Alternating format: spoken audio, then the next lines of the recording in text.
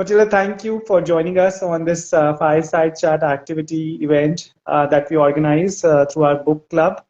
We're called Book Nerds. We are based in Bangalore, and we run as part of a bigger community called Story Zone, which is aimed at artistic and creative collaboration in the city. So, welcome and nice to have you here today. Thank you. I'm really happy to be here. I'm very excited about the invitation. So thank you again. Folks, today we have with us Matilda Reyes from the USA. She is currently residing in Miami with her husband and her dog, whose name I just loved. And I know that you've been born and brought up in the New York City, and then you've lived in LA for some time, and you have two series of books, as far as I can see, the Vesper Chronicles and the Black Cauldron Detective Agency series, and you're in different stages of publishing different novels in these series. So without further ado, I'd like to just have you probably tell us a little bit about yourself and a little bit about your work. Okay. You definitely gave me a great introduction. As you said, I grew up in New York City, which was as crazy as you would think. It's truly a melting pot, and you see that most on the subways. It is definitely a cross-slice of America and really the world. So from there, I moved to Los Angeles. My husband was offered a job, and we just picked up. I'd never been to Los Angeles before, never been to California, or even that side of the country. And I said, sure, why not? And we picked up and moved to Los Angeles, and I absolutely love it there. It is fantastic. The creative energy is off the charts. You have a lot of actors and writers, just performers in general. And you have regular people who are working nonprofit jobs and business jobs and all of that, but the energy there is fantastic. And I miss it, to be honest, that creative energy. Sure. From there, we moved to Florida, which I'm still trying to love. There's a lot of humidity, which you don't find all over the country, which makes me very, very sad. And, there's hurricane season every year. I know you have complicated weather patterns, too. Yes, absolutely, we do. So you understand, it's 5-6 months out of the year here in Florida. So it's definitely a challenge getting out, enjoying nature. It rains now at least 3 hours a day. Wow. Okay, mostly every day. How were your years growing up, and what were your hobbies as a child, and what books are part of that journey for you? Oh, goodness. I've always been a reader. According to my parents, I started reading at 2.5, 3 years old. I can't remember a time where I didn't have a book in my hand. The first books I remember are the little golden books. They're stories that are meant for children, obviously, and they all have a spine of a golden pattern. And they're very popular, and I remember reading them very young. I remember when I finished reading my books, I would use them as building tools to build houses for my dolls. So I had a balance of everything. I read to my stuffed animals. I've been telling stories in my head for as long as I can remember. And it wasn't until elementary school, maybe 7th or 8th grade, where I started writing poetry. It was surprisingly dark for an 8th grader, 7th, 8th grader. But I put it away for a while. I went to Catholic school, so there was a lot of focus on academics, on community service. But I did read. I loved everything I read, from Shakespeare to, goodness, just everything. And then from there, I went to college. I went to New York University, and I absolutely loved it. Coming from a Catholic school with a very rigid curriculum, it was eye-opening to be able to choose what I wanted to do and study. I spent 1 semester as pre-medicine, but I'm terrible at math. So there was no way I was going to make it into med school with those scores. Uh, and as much as I love biology and physics, I'm just not great at it. My mind just works differently. And I ended up studying psychology and majoring in that. And I also majored in Spanish American literature. Okay. So it was all literature based, everything from, goodness, rivals of Shakespeare as far as contemporaries. Everything from the famous Don Quixote to you name it. I loved it. All the classes were in Spanish. It is my second language, so there was definitely some challenge there, but I absolutely loved it. And my absolute favorite book from that time was called, oh goodness, something that dorme. And it's a story about the pícaro, which is basically like the rogue, the wanderer. And it was written in the 12th century, if I'm not mistaken. So it was the equivalent of Old English.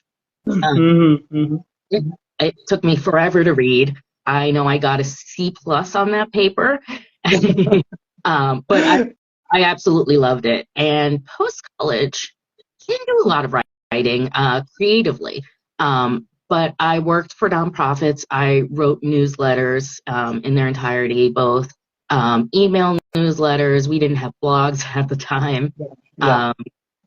Everything from, goodness, marketing materials to speeches for different events.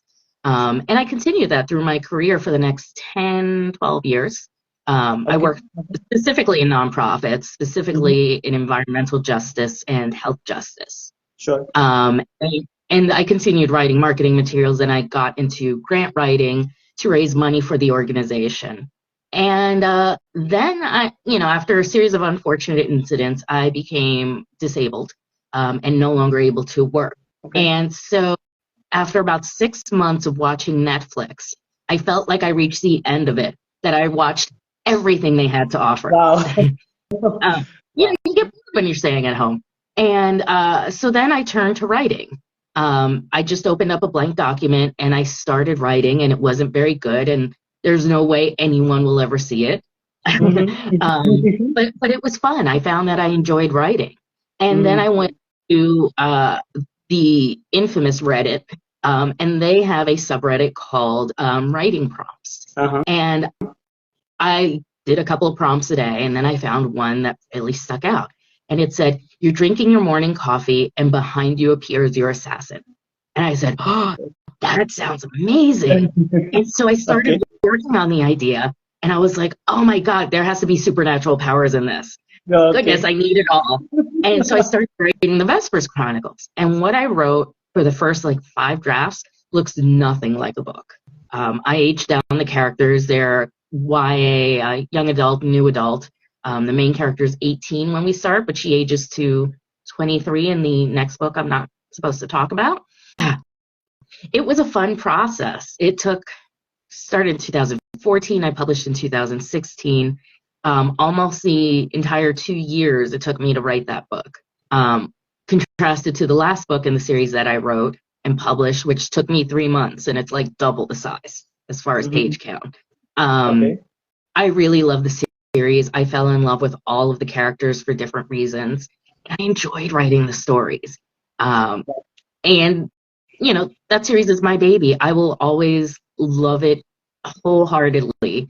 I enjoy every book I wrote. And right now I'm working on redoing the series, not completely, but adding the chapters to create the depth that I didn't know how to create at the time because I was a new writer. And since taking classes and joining writing groups and studying as many books as I could on the genres I like, I feel like I'm able to create a depth to some of the characters who, looking back, are flat, and just giving them some warmth, some humor, because the Vesper's Chronicles, it follows an 18-year-old as we start, and she's very, very sarcastic. She sounds like an 18-year-old, making bad jokes at the wrong time, you name it. So I want to give them the humor that I gave her to make it as funny as it was in my head. And, it's been 9 years since I started writing it. So it's a joy to come back to the series. Wow. And then from there, goodness, I think I published the last Vespers book in 2018 or 19. And I took a little break from writing, just health situations and other things going on. Sure. And when I came back, I started plotting the Black Cauldron Detective Agency, which is as weird as it sounds. It's a detective agency, obviously, run by mages. And they are elemental mages. Okay. So they all have different powers. And it focuses on 3 of the members in particular. Ava Ramos, who is the head and the main character, and we hear everything through her. Nadia Abreu, who is her best friend and a fire mage. And Lucas, who is the third partner, and he is a wind mage. And he is trying to get the vibrations of the environment to make some musical spells. Okay. Interesting. And it follows a journey. There is a case where they are following the disappearance of a supernatural book that is very powerful. And hijinks ensue. Very interesting journey, I must say, Matilda. It sounds like magic in itself, for sure. I have a couple of questions that arise from whatever you just told us. First is, when did the love for fantasy, magic, mystery, and supernatural happen for you? I mean, when did this genre become your favorite one? So I write and read primarily urban fantasy, but I love a good epic fantasy. I do, especially when it comes from other cultures.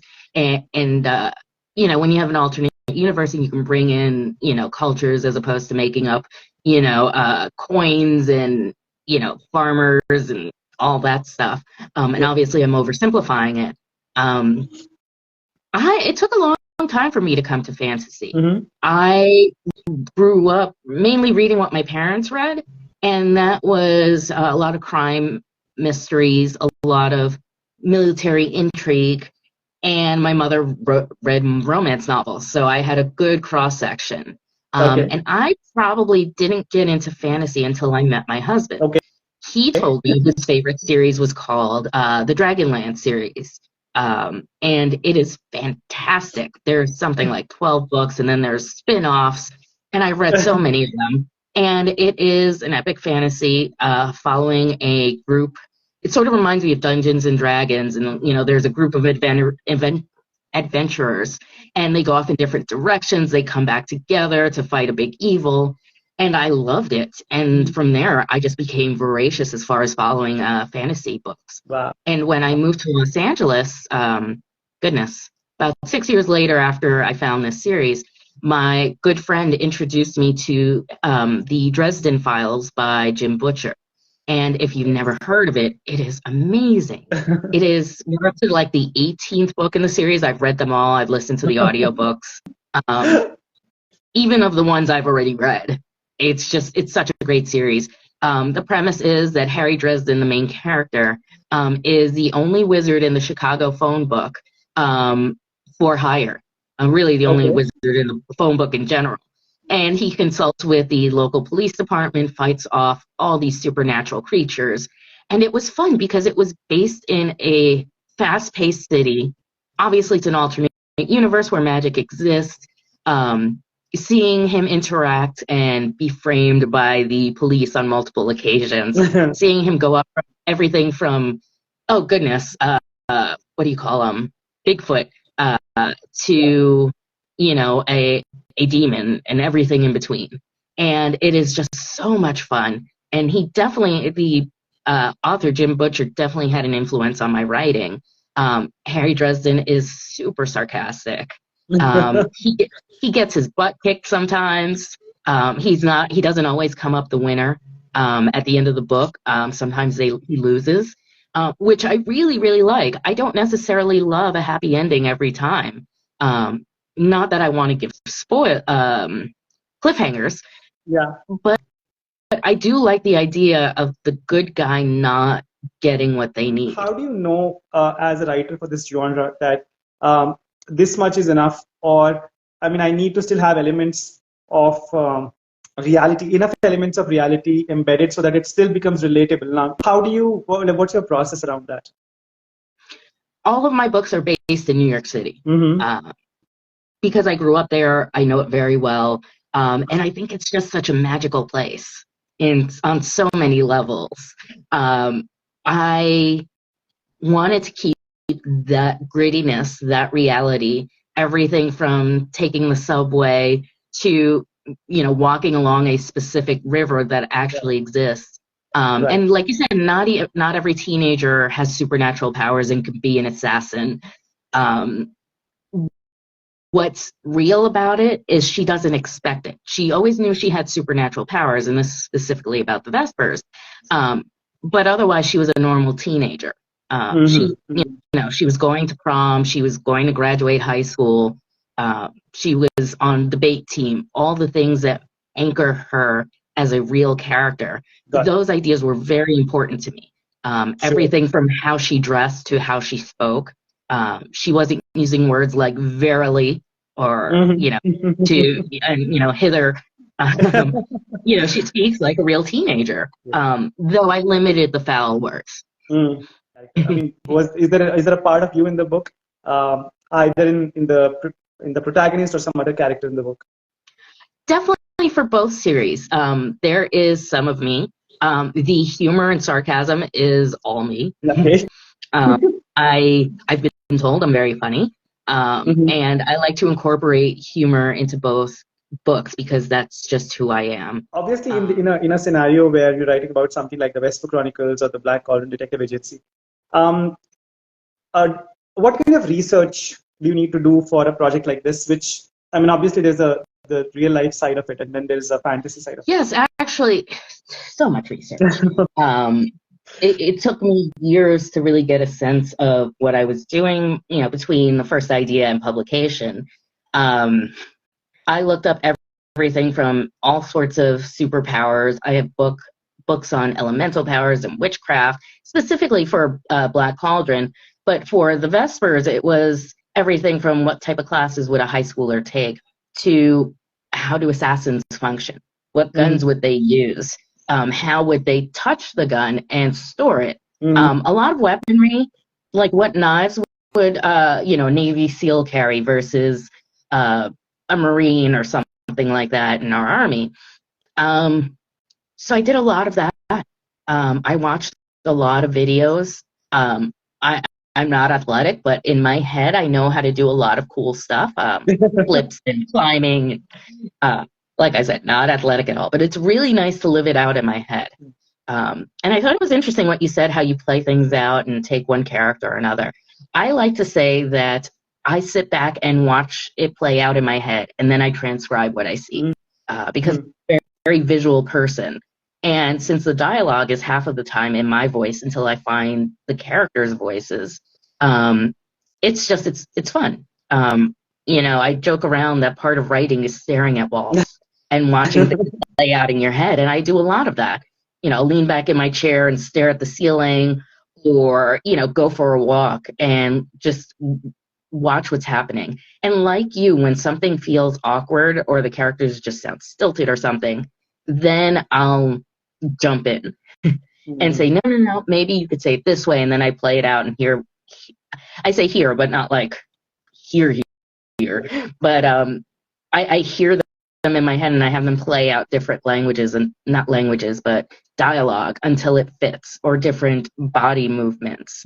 Like I see someone crossing their arms and leaning against the wall.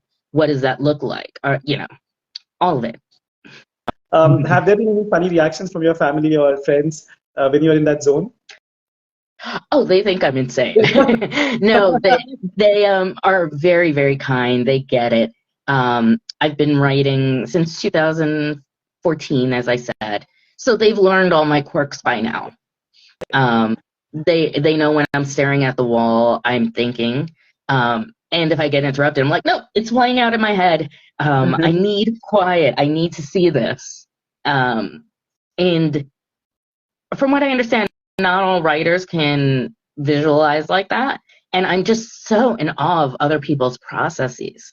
It is fantastic to hear how people can outline every word. I'm not a terrific outliner, and I know that was one of the questions mentioned in the interview. And I just wanted to touch on that because I know it comes up a lot. The way I outline, no more than 5 pages. I start with, I use the 3-act journey and the hero's journey specifically. Sure. Given that it's fiction and it's fantasy, it fits. So what I do first is write the 3 things I want to happen in this book that must happen. What needs to happen in the beginning and the call to action? What needs to happen in the middle? What is the climax going to look like? And then from there, it's all bullet points. Sure. Just, maybe it's 10 bullet points under one, 15 after another. But then it's specific things that I want to happen in specific chapters or group of chapters. But then the characters do all the work. They do the heavy lifting in my head.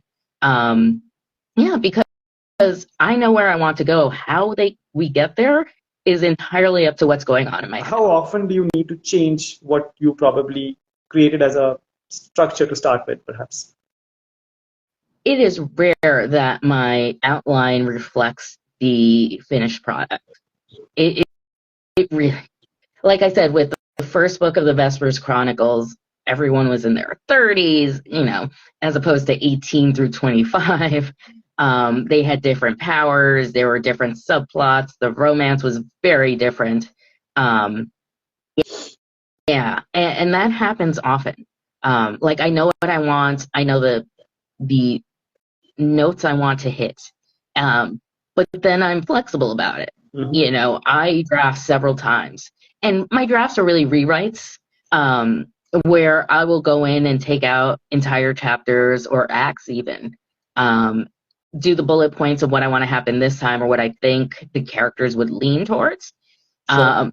And then I rewrite it. I do so many rewrites. I actually have run out, how much was it?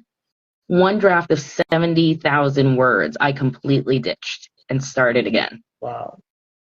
Yeah, I do not recommend that. I do not recommend. In your reader base, when you go out on book tours or signings, what's the demographic look like? To the demographics I get from my sales and just anecdotal experience, usually 18 to 50 is okay.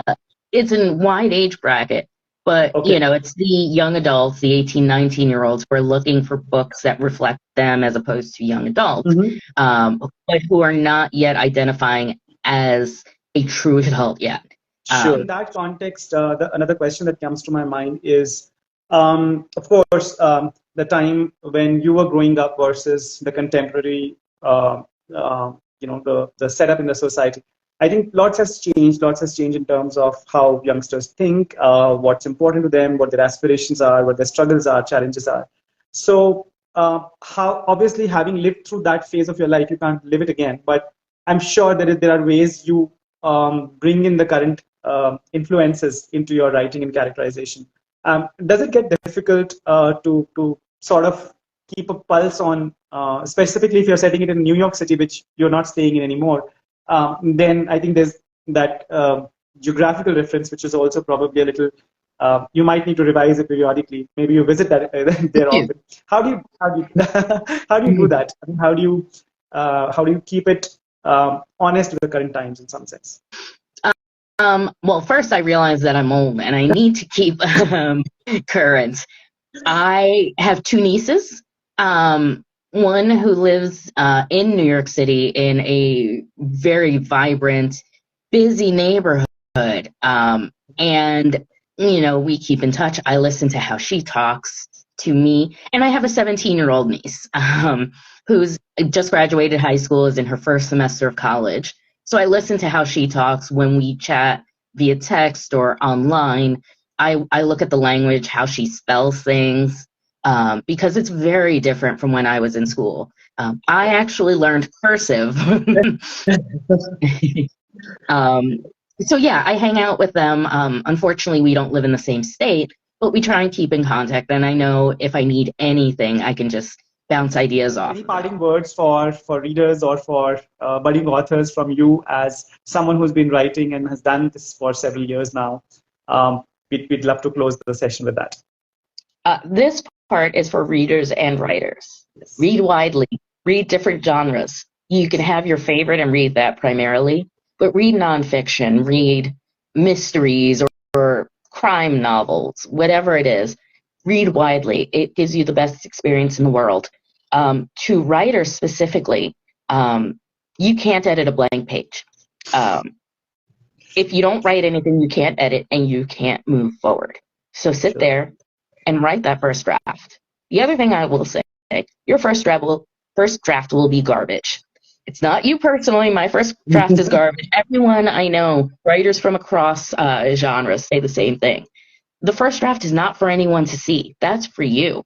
That's you throwing the story there, and then from there, the following drafts are you chiseling that stone so you can see the shape of the story. And Sure. each subsequent draft helps you chisel a little more and maybe Sure. add more.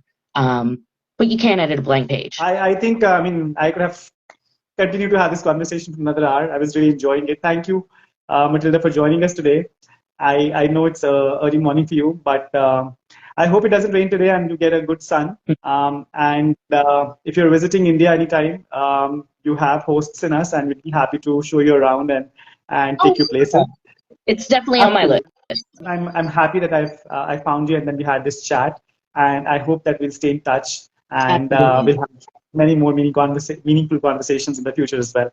Thank you Absolutely. so much. Thank you. Take care. You have a good day. Bye bye.